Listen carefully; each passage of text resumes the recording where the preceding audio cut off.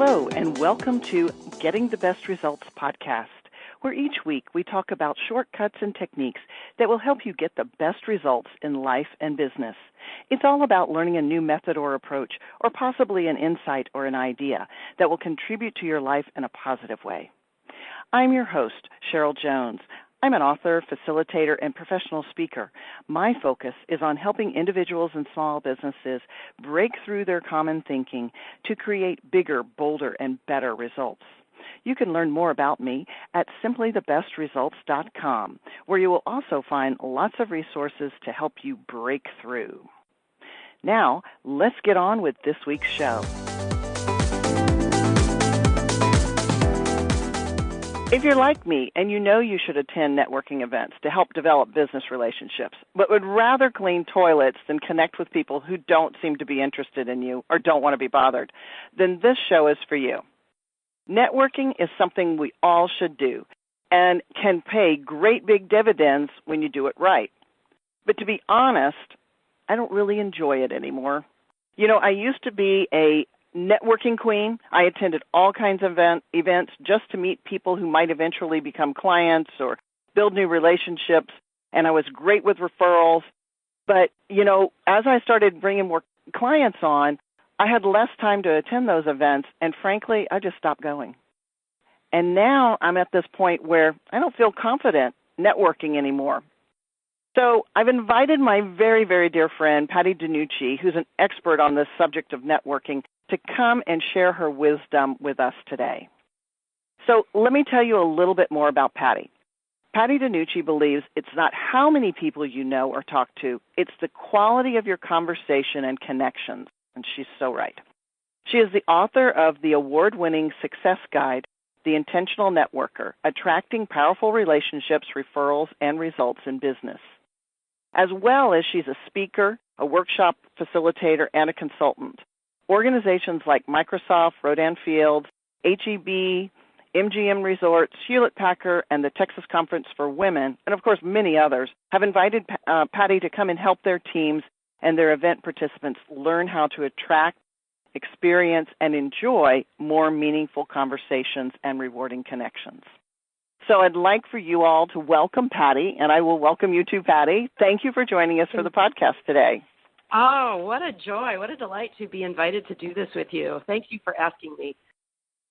Well, I'm so pleased you said yes, because I'm really looking forward to our conversation, because it really is true. I used to network like crazy, and I had no problem with it, and I would go to chamber events and this event and that professional association event, and now I just feel awkward walking in there. I don't know anybody, and, you know, I'm like, so yeah. I don't do it anymore, and I hate that.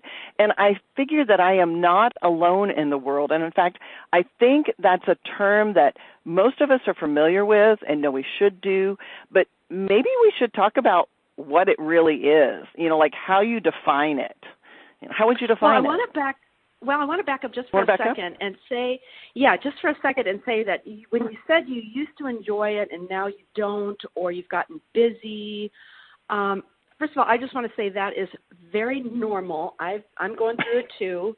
It's normal because you and I are going through it. That's what really, actually, there are a lot of people that I hear talking about that, and I think networking is cyclical. I think we get to a point where we become more discerning, which is part of what the Intentional Networker is about, and we'll talk about that. But I also think not only do we go through seasons of networking, but we also don't have the same amount of energy and time or money, because it can get really expensive. Right. And I think you get to the point where it's just too much. So to answer your original question to me was just the networking term. Was that what the question was? Or was there some? Tell me. How would you define it? Because I think people think it's glad handing, going and shaking, what I mean, kind of thing. Yeah. And I know it's not. The word networking, I'm not fond of that word because it conjures up the vision of, you walking in a room and having people shoving business cards in your faces or trying to sell you their latest product or sell you on their service. And I can tell when I say the word networking or I tell people what I do, I can see their noses wrinkle just ever so slightly like you. But what networking is, that's the term. That's why I had to put the word networker in the title of my book. Networking is about relationships first. It's about conversing, connecting. It's about giving first, helping other people, finding out what they want. Zig Ziglar made that famous statement, the way to get what you want is to help people get what they want. And networking should not be transactional or shallow. And I think that's what makes it distasteful to people. I agree. So if you have the term networking in your head, or your boss, let's say you're working in a sales job and your boss wants you to go out and network to make some sales, have him call me and I'll set him straight. Because anything is not sales. It's being out there, it's being visible, and it's building relationships. It's building your image and your brand, and getting to the point where people go, I want to know Cheryl. She's so generous. She's so interesting. She's so caring. She listens. That's the kind of reputation. Well, it's true about you. I'm making that up, but that's what you want people to say. You don't want people to see you coming in the door and just take off in the other direction. Oh, absolutely. Yes. And I find that there are a number of, like you described, people shoving business cards, down your throat kind of thing. And it's like, yeah, and that's just not a good way to build a relationship. If I'm asking for your business card, it's because I want to be able to get in touch with you again. I want to connect with you again, maybe not just for my service, but maybe it was, I liked you, kind of thing. I need to know how to reach you later. Or I didn't get your name. Yeah. I like this person. And the more I get to know them and what they do, the more I want to help them, the more I want to refer them. I mean, for example, I have a hairdresser that I absolutely love and have been going to for 15 years. And the lady at my gym asked me who does my hair. I told her, and I've connected them, and she's going to give him a try because I love him. I love him as a person, not just how he does my hair. I love him as a person, and that's important. Remember that. It's about people. Yeah. It's not about just business. Yeah. Exactly. Yeah, because it's not it's not just back to the transaction thing. It's how you feel when you're doing business with that individual or that company. How do they make you feel? Is that someone you're going to refer? If they don't make you feel good, you're not going to refer them. Absolutely. Kind of thing. There's so much to it. And it won't happen in just one event. Like, we probably both know people, and I think we're going to get to this here in a minute based on the questions you sent me in advance, but people that kind of skip around and go to different events and then say, I got nothing out of any of those. Well, of course you didn't. You didn't build any relationships. You didn't show up more than once. Right, exactly. Well, and, there's, when I think of networking, I think of, well, actually, I can't even really remember all the places I used to go, but I remember going to chamber events, breakfast events, and breakfast events were my favorite because it was usually a smaller crowd.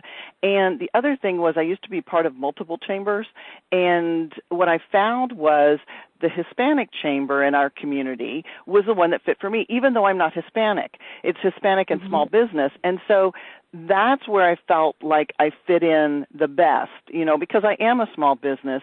When I went to the greater chamber was filled with the larger companies, the big, the big names, the big Fortune 100 and 500 and that kind of thing. And I really they weren't really my market or my people. And who they sent oftentimes wasn't always ideal, you know what I mean, or whoever decided to come, which shouldn't say sent, but what are some other places or venues that you've had success?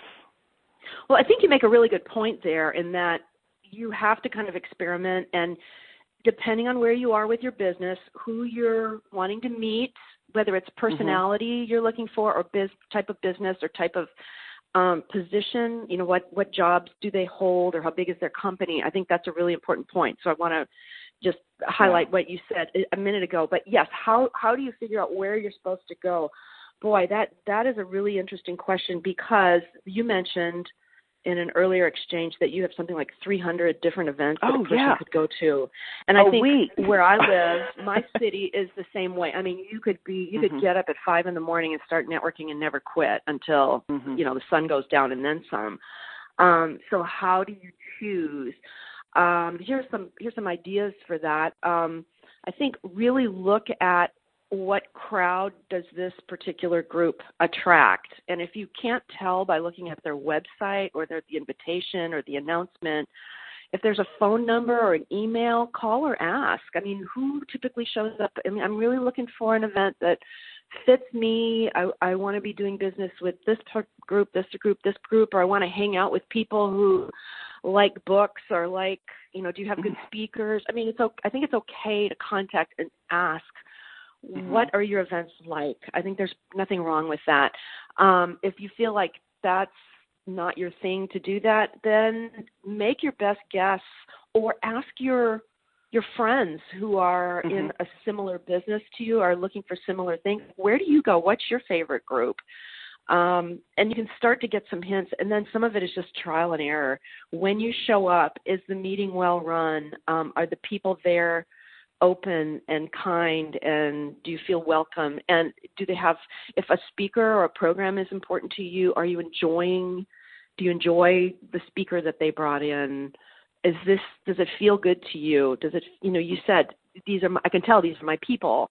And sometimes they're just your people because you like them, there's nothing wrong with that, because you don't know who they know and they could refer to you. So, everybody, one of the things is everybody who is walking around, imagine this invisible universe around them, kind of like an atom with, all these, electrons and protons and things that are floating around. Everybody has their own network that is a resource to you if you can make that relationship and make it positive, so that there's another way.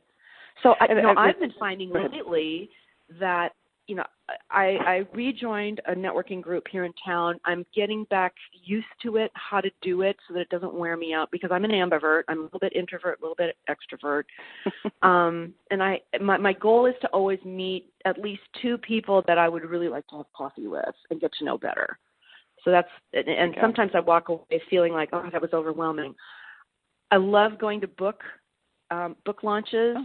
I have certain friends that when they put on a little party or a gathering, I am going to block off everything I have and get there, because I know that they know good people. So it starts to get more strategic beyond just networking events per se. Networking can happen really.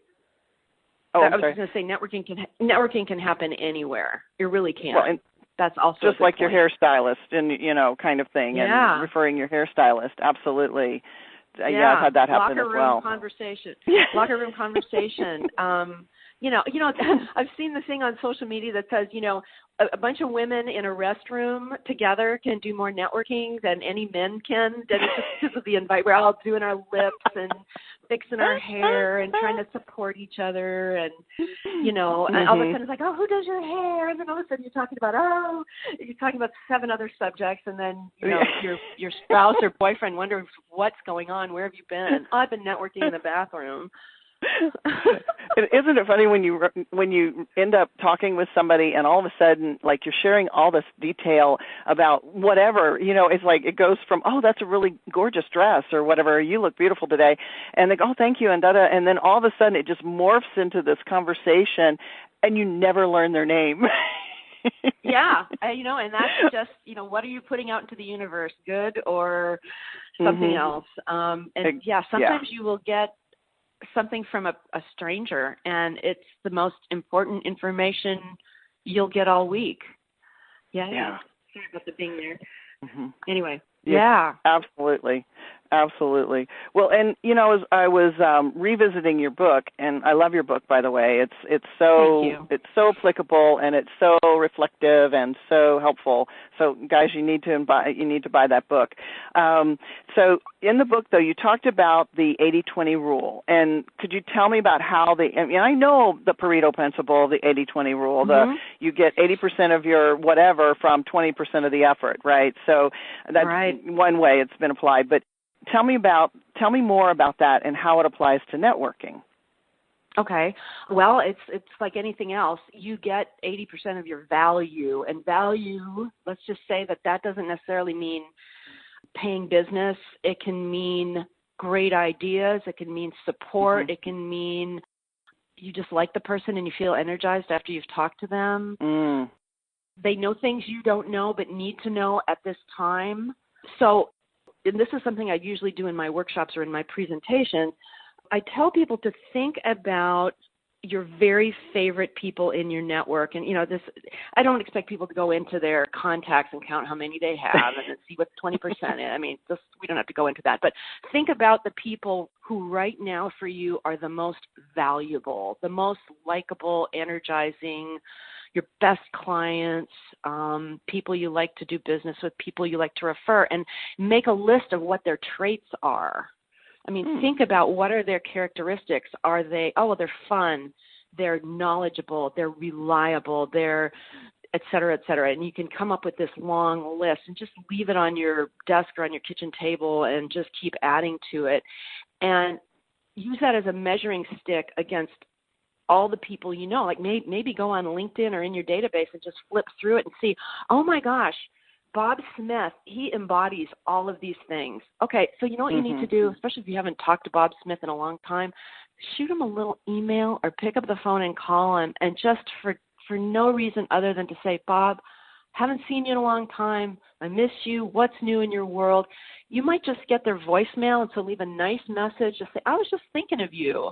I just love doing business with you. I just want to say hi. That's it. You don't have to ask them to coffee. You could, but there's no obligation. You're not trying to sell them anything. You're just saying hello. Do that once a day to people that, on your list, meet the characteristics you're looking for, and watch what happens. I'm going to tell you, I haven't really been doing any business development because I've been working on my book. 2 of my blogs and 2 random calls have led to just following up with someone that I had talked to last year. I may have 2 really nice speaking engagements because of that. And that was not my intent. My intent was just to put something happy and good and friendly out there. And so few people do it. I mean, very few people do it. It's a percentage of the number of people who do this, and you'll get results. You'll get results. And even if you have to kind of forget about the results, but you'll get them. Yeah. Well, they don't always come immediately, right? I mean, they come when they come. Yeah, and exactly. So what I hear you saying is you're planting. What a brilliant idea! Talk about you never, you don't have to put high heels on and pantyhose to go. Guys, you don't have to either. But to network, because this is just one form of networking I never even thought of. In terms of just saying hi to somebody. That's not unusual for me to do, but I've not done it as a strategy, and of course I'm not going to do it if it doesn't feel right, but it's got to be authentic. But that's planting the seed. Maybe you haven't crossed their mind in a long time, and they have a need, or they have whatever, that something that you have to offer, and they, oh my gosh, I forgot that Patti does such and such, or Cheryl does such and such, or it sparks something. It sparks something. Yeah.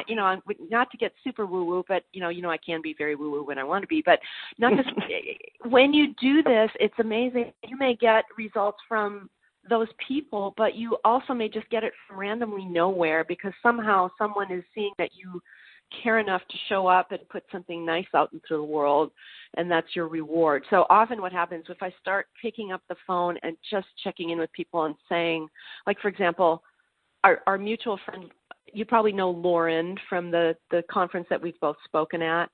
I just reached out to her randomly one day and just said, Lauren, how are you doing? That conference that you did, I think you did a great job. If I can help you ever again, I know you don't often use the same speakers 2 years in a row, but if I can help you on any level with putting together next year, I'm here. I just wanted to give you a pat on the back and hope you have a great week, period. That's it. I don't want to sell her on anything. I just offered, but mostly it just put out warm, friendly, I'm thinking about you. I think a lot of you. I miss you. if something comes up where we can work together, I'd love it. I think that'd be great. Or how can I help you? What's going on where I can help you? That's wonderful. Yeah. And even if there's nothing she needs or there's, from you at this point, she feels good that you reached out to her, that's a stressful job, just somebody caring that's outside of her immediate environment, I think is huge, because half the time nobody is appreciated enough, in whatever job they're doing. Not even us, but, yeah, I mean, we get applause and stuff like that, but that's only good for that moment.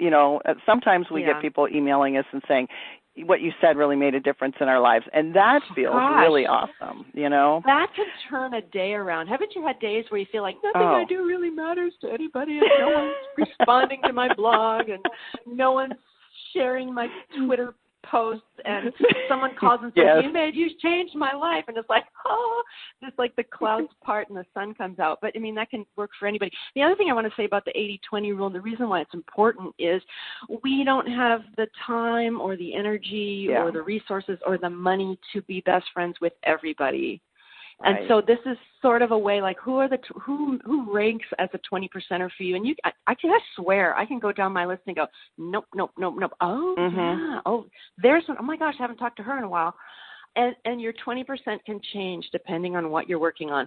For example, I'm working on another book right now, and I'm very interested in people that either know a little bit about the subject matter or might know resources or other authors that are working, on their books and know who the best editors and proofreaders are and all that sort of thing. And then sometimes this is like, I just need to be around some fun people.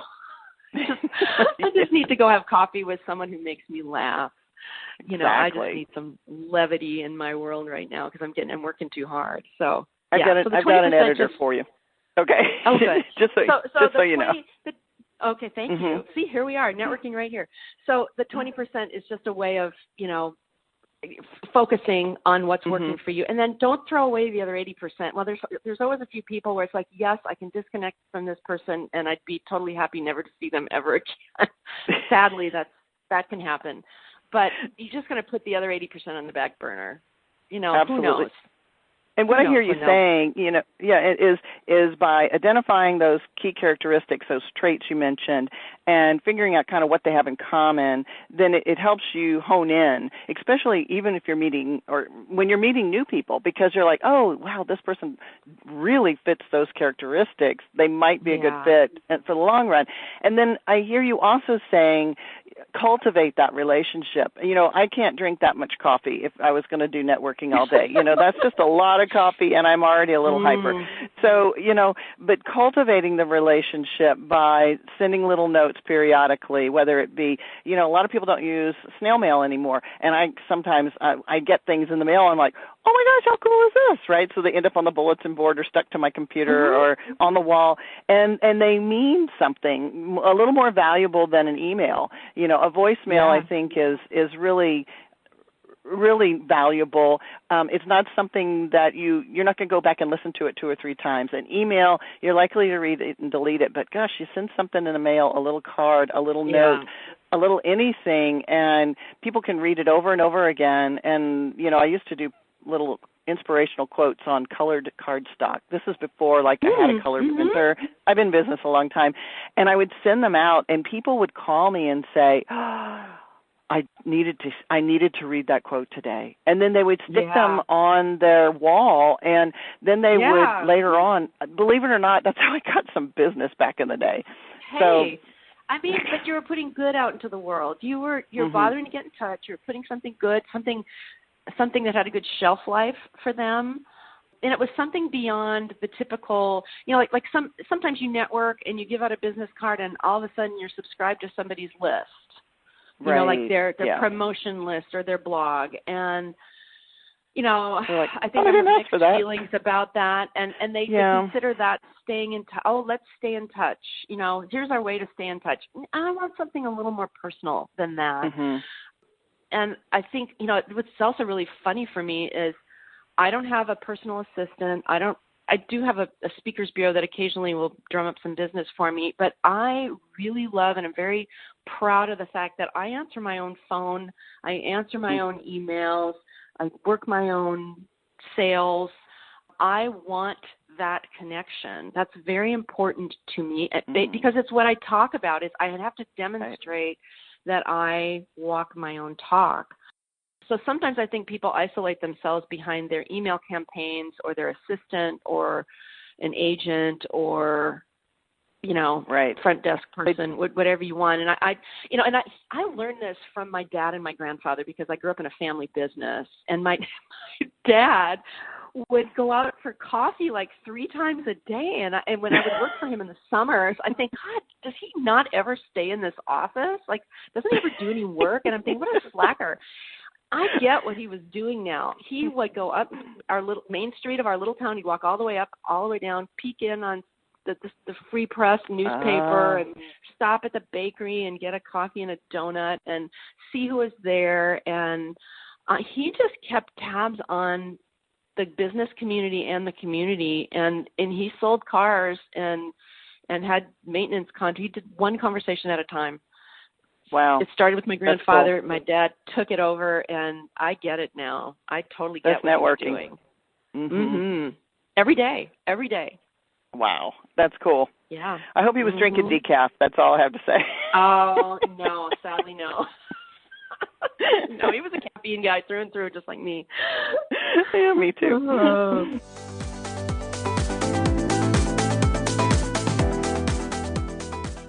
Thanks for joining us for part 1 of our 2-part series on networking.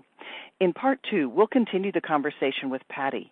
She'll talk about what to do once you've collected all those business cards. And she's also going to talk with us about what you need to know and do to get the best results from your efforts. If you'd like to connect with Patti, please feel free to do so via email. You can reach her at Patti, Patti, at intentionalnetworker.com. If you'd like to reach out to me, you can reach me at Cheryl, Cheryl, at simplythebestresults.com. Thanks again for joining us. We'll see you next time.